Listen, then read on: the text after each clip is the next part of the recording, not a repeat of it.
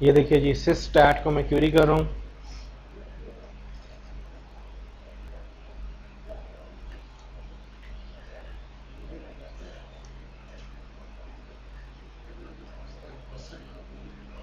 Wait a minute,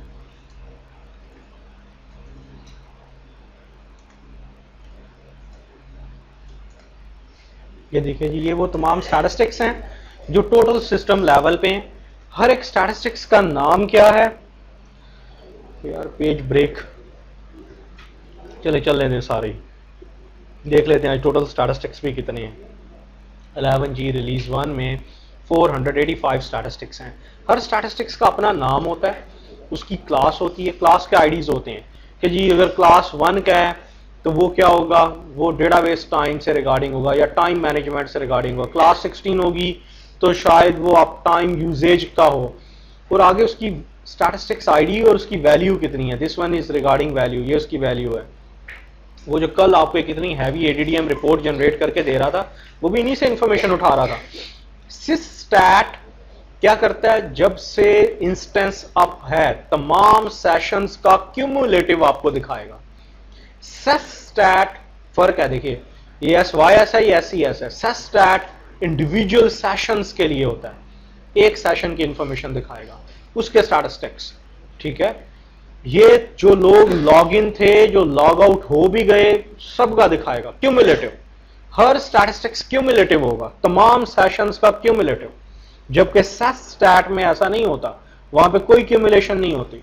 यहां पे आपको सिड नंबर देना पड़ता है, या वेयर लाइक लिखेंगे select asterisk from $, sesstat, where sid is like जो भी आपका सर्विस स्टैट। ये थर्ड वन स्टैटिस्टिक्स हैं जो कि 10G और 11G में इंट्रोड्यूस की गई हैं। क्योंकि मैंने आपसे पहले कहा था, यहाँ पे जो भी लोग लॉग इन होते हैं, हम उन सब लोगों की परफॉर्मेंस सेशन वाइज मॉनिटर नहीं करते। डेप्रिकेट हो गया कॉन्सेप्ट। अगर रैक या डेटा गार्ड चल रहा होगा तो फिर फुली डेप्रिकेट हो जाएगा ये, क्योंकि फिर चलती ही सिर्फ सर्विसेज हैं। क्योंकि CRS cluster ready services guarantee देती हैं कि जो काम आपने एक नोड पे बिगिन किया, चाहे वो नोड क्रैश हो गई, स्टैंड बाय जो भी आपका इंस्टेंस है इज रिस्पॉन्सिबल कि वो उस पर स्विच अप हो जाएगी और वहां पे चलेगी। सो सर्विसेज की मैनेजमेंट सेपरेट है। सो इसमें भी देखिए दो चीजें, एक है जी स्टैटिस्टिक्स। स्टैटिस्टिक्स सारे आपको यहां से मिल गए, और एक होता है वेट इवेंट। आपको आज तक किस चीज का वेट करना पड़ा, लाइक सिस्टम लेवल पे आज तक ये सारे इवेंट्स नहीं आएंगे। अगर मैं like select asterisk from system underscore event को जिसे कहते हैं करता हूं, तो माइट भी पॉसिबल कि सारे इवेंट्स की लिस्ट डिस्प्ले ना हो, ठीक है। इवेंट्स बहुत सारे हो सकते हैं, लेकिन ऐसे इवेंट्स जिसका आज तक आपको वेट करना पड़ा, वो सारे के सारे इवेंट्स आपको यहां पे डिस्प्ले कर दिए जाएंगे। Like select asterisk from $, system underscore event. ये वो वेट इवेंट्स हैं, उनके नाम आ रहे हैं। कितना वेट, 91। ये सारे के सारे नहीं है, सारे के सारे तो कोई 300 प्लस हैं, लेकिन 91 इवेंट्स का आज तक आपको वेट करना पड़ा। इवेंट का नाम क्या था, लैच फ्री। टोटल वेट कितना करना पड़ा, 43। टाइम आउट, एवरेज वेट, और क्या इस वक्त आपके प्रोसेसेस वेट कर रहे हैं या नहीं कर रहे। सबसे स्ट्रीम क्यूज जो है आपकी, उनका कितना वेट करना पड़ा, लैचेस की एलोकेशन के लिए कितना करना पड़ा। इसी तरह से देखिए कंट्रोल फाइल हार्ट बीट, इस वक्त कंट्रोल फाइल की हार्ट बीट मीन के चेक पॉइंट जो है उसको भी कोई 2 टाइम्स वेट करना पड़ा है किसी चीज का। ये ड्रिल डाउन एनालिसिस करने पड़ेंगे सेशन लेवल पे और सर्विस लेवल पे, किस किस का वेट करना पड़ा। हाँ जी, ये भी आपका इसे कहते हैं एक बड़ा आला सा तावीज़ बन सकता है। ये आपको बहुत क्विक हेल्प देता है। लाइक अगर मेरे इंस्टेंस में कोई प्रॉब्लम आ जाता है तो आप इन व्यूज को क्यूरी करें स्पीडली। किसी process, background process, system level के पैरामीटर, कंट्रोल आपको एसपी फाइल के parameter, regular parameter, instance database के बारे में इंफॉर्मेशन चाहिए, किसी भी सिस्टम इवेंट के बारे में इंफॉर्मेशन चाहिए, प्रोसेस के स्टैट्स के बारे में। डिस्क आपको पता है डेटा फाइल, और फाइल के statistics, log file and archive log file. Archive log file यहां से मिल जाएगी। Database file, temp file, temp segments कितने बने और अनडू सेगमेंट्स इस वक्त कितने हैं, टोटल ऑल सेगमेंट्स कितने हैं, उनकी क्या स्टैटिस्टिक्स है, यहां से पता चल जाएगी। कॉन्टेंशन, जब कभी भी कॉन्टेंशन होती है तो क्या कुछ होगा, लैच, लॉक, अनडू स्टेट्स और वेट स्टैट। यहां से अगर आपके पास मेमोरी मैनेजमेंट है, SGA info, PGA stat, library cache, buffer pool, statistics, इनको आप क्यूरी करें। सो क्यूरीज आपको खुद डिजाइन करनी पड़ेंगी कि भाई कैसी लगानी है। जैसे हर किसी प्रोडक्शन में हमारे डिफरेंट क्लाइंट्स हैं, हर क्लाइंट की अपनी इन्वायरमेंट है। लाइक हमने हर क्लाइंट के लिए से these are the lot of databases name, जो सारी प्रोडक्शन डीबीज हैं, in which like this one is our major switching server. तो स्विचिंग सर्वर के ऊपर यहाँ पे देखिए हम लोगों ने अपने मॉनिटरिंग या डायग्नोस्टिक स्क्रिप्ट्स बना के रखे हैं। ठीक है, अगर आपको देखना है कि जी टोटल इस वक्त आपके पास बिग सेगमेंट्स टेबल स्पेसेस कौन सी हैं, तो ये पहले से सिर्फ आपको कंट्रोल सी कंट्रोल वी वहां पे जाके फायर कर देनी है कमांड, उसने आपको खुद ही बता देना। अगर आप ये देखना चाहते हैं ऑल यूजर्स कितने हैं, तो ये पहले से सारा कुछ ही कैलकुलेट, कौन सा यूनिक्स का जो प्रोसेस आईडी है वो किस सिड के साथ है। ठीक है, डेटाबेस के अंदर लाइक इस तरह की डिफरेंट क्यूरीज जो हैं या हिट रेशियो वगैरह अगर आपको कैलकुलेट करनी है तो पहले से सारी चीजें बना के फिजिकल रैड्स, लाइक आप ये देख कुछ चंद एक जेनेरिक होती हैं, जेनेरिक जो कि आपको इमीडिएटली सारी इंफॉर्मेशन दे देती हैं। जैसे कि ये अगर मैं इसको रन करूंगा तो ये आपको सारी की सारी कंप्लीट इंफॉर्मेशन दे देगी। लुक एट,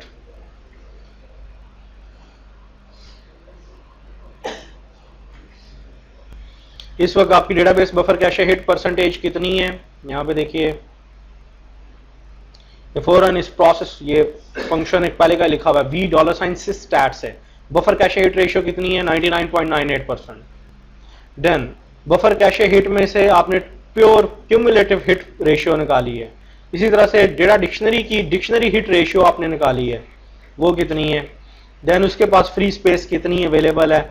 उसके अलावा आपके पास कौन कौन से ऐसे इस वक्त यहाँ पे ये देखिए, ये बता रहा है कि जी आपकी सिस्टम टेबल स्पेस के अंदर अनडू सेगमेंट्स को यूज करके कितने एक्सटेंट्स बने हुए हैं, उनका साइज कितना है, उसमें कितनी ट्रांजैक्शंस हैं, उनको कितना वेट करना पड़ा, और लाइक दैट वन ये आपको तमाम डिटेल्स प्रोवाइड कर रहा है। सो चंद एक जेनेरिक हैं, लेकिन चंद एक प्योर रिगार्डिंग सम डेटाबेस है जो कि सिर्फ उसी डेटाबेस पे चलेंगे। लाइक जिसमें जैसे यहाँ पे देखें पॉइंट ऑफ सेल एप्लीकेशंस हैं जिस पे आपके सारे प्रीपेड और पोस्ट पेड यूजर्स चल रहे होते हैं। ये वो चीज़ है जो किसी और डेटाबेस में नहीं चलेगी। इसी तरह से पिन कोड जनरेशन है कि जब आप लोग अपना मोबाइल फ़ोन एनेबल करते हैं उस वक्त पिन कोड्स जनरेट होते हैं, अगर उनकी इंफॉर्मेशन गेट करनी है। अगर आपको ऑनलाइन ट्रांजैक्शन जो भी आपकी पेंडिंग्स हैं उनकी इंफॉर्मेशन चाहिए, सो उसके लिए चंद एक पहले के pre defined each and everything पहले की प्री डिफाइन करके रखी गई है। क्योंकि मैंने आपसे पहले कहा कि जब डेटाबेस के ऊपर बुरा वक्त आता है तो कोई भी टूल आप चला लेंगे तो वो परफॉर्मेंस बढ़ा देगा। प्रोफाइल इतने स्ट्रिक्ट्स लगे होते हैं कि वो ये टोड ईएम इवन के ग्रिड एनेबल्ड ईएम भी नहीं चलने देते, वो आपका सेशन ही ब्लॉक कर देते हैं, बाहर फेंक देते हैं सेशन से उठा के। सो डीबीए के पास कोई और वे रह ही नहीं जाता, और ये एवर बेस्ट फिट मेथोडोलॉजी है जो अप्लाई करनी पड़ती है, आपको मजबूरन करनी पड़ती है। हाँ जी, the next one is invalid and unused objects.